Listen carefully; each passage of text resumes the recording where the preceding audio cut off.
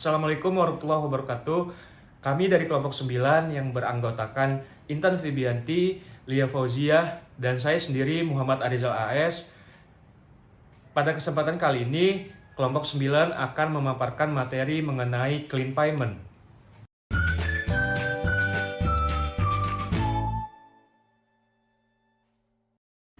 Clean payment. Clean payment adalah transaksi dengan pengiriman barang terlebih dahulu, kemudian setelah barang diterima, pembayaran baru dilakukan. Terjadi pada saat pembayaran dikirim ke importir tetapi tidak diterima oleh eksportir sebelum barang diangkut. Clean payment disukai oleh importir tetapi tidak disukai oleh eksportir. Pembayaran bersih atau clean payment ini akan membuat importir pada risiko terendah karena dengan metode ini eksportir yang mengirimkan barang langsung terlebih dahulu kepada importir sebelum terjadi pembayaran diterima. Clean payment dibagi menjadi 3 jenis. Yang pertama ada advance payment. Advance payment adalah pembayaran di muka atau tunai. Pada pembayaran di muka, nantinya importir akan melakukan pembayaran terlebih dahulu ke pihak eksportir. Pembayaran ini bisa full payment atau membayar seluruh tagihan yang dibebankan atau dengan partial payment, sehingga hanya membayar beberapa persen terlebih dahulu.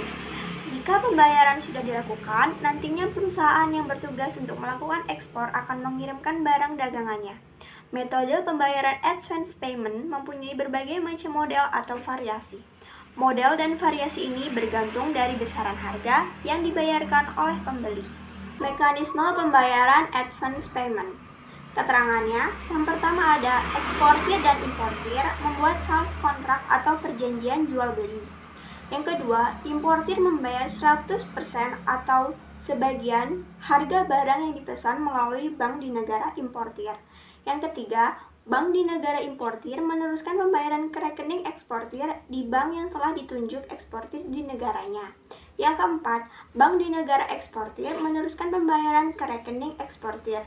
Dan yang kelima, eksportir mengirimkan barang yang dipesan oleh importir sesuai term atau condition yang telah disepakati dalam sales kontrak atau perjanjian jual beli beserta dokumen-dokumen yang diperlukan.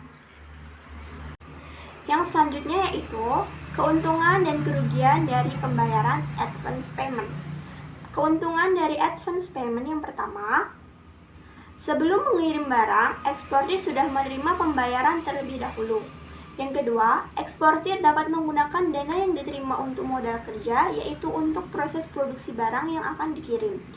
Dan yang ketiga, eksportir dalam posisi yang aman karena sudah menerima pembayaran sebelum mengirimkan barangnya. Sedangkan kerugian dari advance payment yaitu yang pertama, barang tidak dikirim oleh eksportir sehingga importir tidak menerima barang. Yang kedua, barang diterima tidak sesuai dengan order atau kualitasnya jelek dan jumlahnya tidak sesuai. Yang ketiga, barang diterima dalam waktu yang lama. Dan yang terakhir, adanya kemungkinan larangan ekspor dari negara eksportir. Dalam melakukan pembayaran advance payment ini, terdapat pertimbangan-pertimbangan yang harus dilakukan. Yang pertama yaitu pertimbangan yang menyebabkan cara pembayaran ini masih banyak dilakukan. Nilai transaksinya relatif kecil. Yang kedua, eksportir dan importir sudah saling percaya. Yang ketiga, importir adalah anak perusahaan dari eksportir.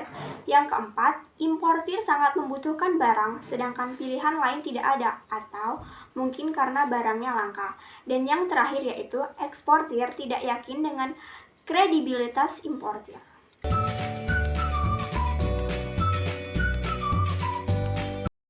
Assalamualaikum warahmatullahi wabarakatuh. Nama saya Lia Fauziah, NPM 1901008-1004. Di sini saya akan melanjutkan materi dari kawan saya yang sebelumnya. Langsung saja, jenis-jenis clean payment yang selanjutnya yaitu adalah open account. Open account merupakan metode pembayaran di mana importir tidak akan melakukan pembayaran apapun sebelum barang diterima oleh importir di negara tujuan. Biasanya juga terdapat batas waktu tertentu yang disepakati untuk dibayar setelah barang diterima oleh importir. Metode ini akan memberikan keuntungan dan kepastian bagi importir. Dalam mekanisme open account ini, pembayaran dilakukan setelah pembeli menerima barang, sehingga dapat dikatakan bahwa mekanisme open account merupakan kebalikan dari advance payment. Dengan cara ini, eksportir mengirimkan barang kepada importir tanpa adanya dokumen-dokumen untuk meminta pembayaran, yaitu adalah commercial invoice atau faktur yang dipakai sebagai tanda hutang. Pembayaran dilakukan setelah barang tersebut laku atau sesudah 1 sampai dengan 3 bulan setelah tanggal pengiriman, sesuai dengan perjanjian yang mereka sepakati bersama.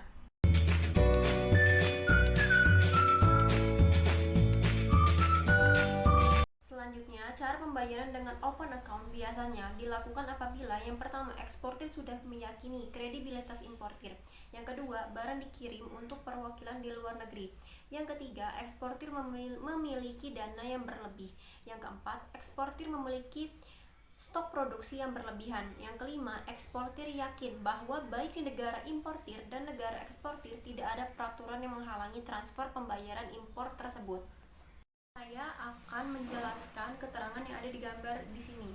Keterangannya yang pertama itu, eksportir dan importir itu membuat perjanjian atau sales contract. Selanjutnya, setelah itu, eksportir mengirimkan barang terlebih dahulu beserta dokumen pengapalannya. Selanjutnya, setelah barang diterima dan dicek oleh importir, kemudian importir melakukan pembayaran melalui bank di negara importir. Lalu bank di negara importir itu meneruskan pembayaran ke rekening eksportir di bank yang telah ditunjuk eksportir di negaranya. Selanjutnya, bank itu meneruskan pembayaran ke rekening eksportir.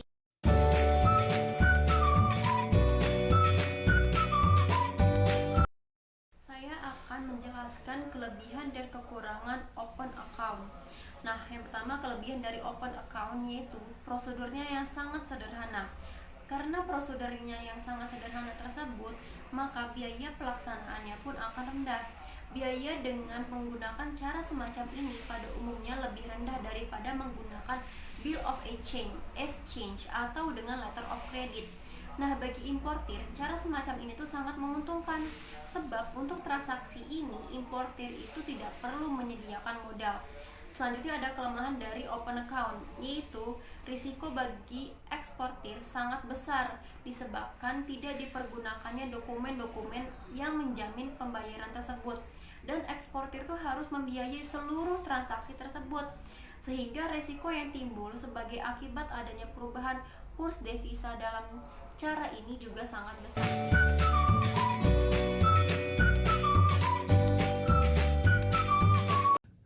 Assalamualaikum warahmatullahi wabarakatuh. Di sini saya akan melanjutkan materi selanjutnya, yaitu consignment. Consignment adalah sistem penjualan yang mana berisi perjanjian antara pihak pertama atau pemilik produk dengan pihak kedua atau penjual.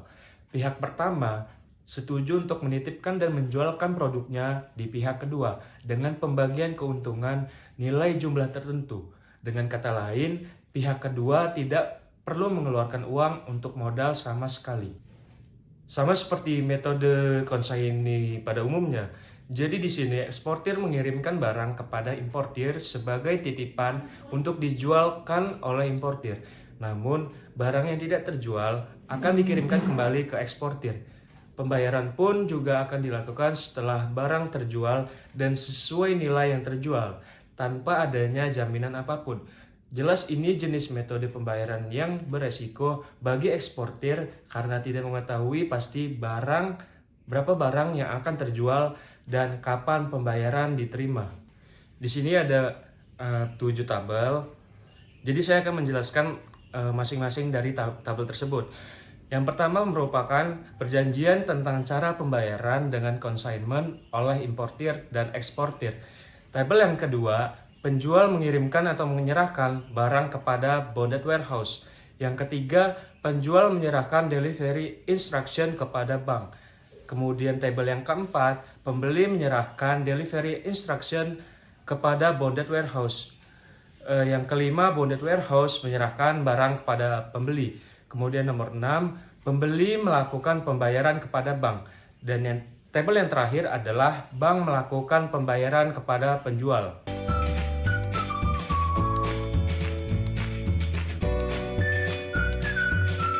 Kelebihan dan kekurangan sistem penjualan konsaini ini dibedakan dari dua sisi, yaitu manfaat bagi pemilik barang atau konsainer dan pemilik toko atau konsaini. A. Kelebihan bagi pemilik barang atau konsainer. Yang pertama, yaitu menghemat biaya pelayanan dan penambahan tenaga kerja atau SDM. Yang kedua, lebih fokus pada penyediaan produk atau proses produksi. Yang ketiga, memperluas dan menghemat biaya promosi. B. Kelebihan bagi pemilik toko atau konsaini. Yang pertama, yaitu resiko kerugian relatif kecil. Yang kedua, stok produk bertambah. Dan yang ketiga, mendapat keuntungan tanpa mengeluarkan modal. C. Kerugian bagi pemilik barang atau konsainer. Berikut adalah beberapa kerugian yang sering diderita oleh pemilik barang atau konsainer, antara lain. 1. Strategi pemasaran kurang tepat. 2. Resiko kerugian cukup rentan. Dan yang terakhir adalah uang tidak dapat langsung diterima. Kemudian D. Kerugian bagi pihak pemilik toko atau konsaini. 1. Tidak menjual, tidak mendapat untung. 2. Memperkaya orang lain. Dan yang 3. Bisa hilang kapan saja. Sekian materi yang dapat kelompok kami sampaikan. Lebih dan kurangnya kami mohon maaf. Wassalamualaikum warahmatullahi wabarakatuh.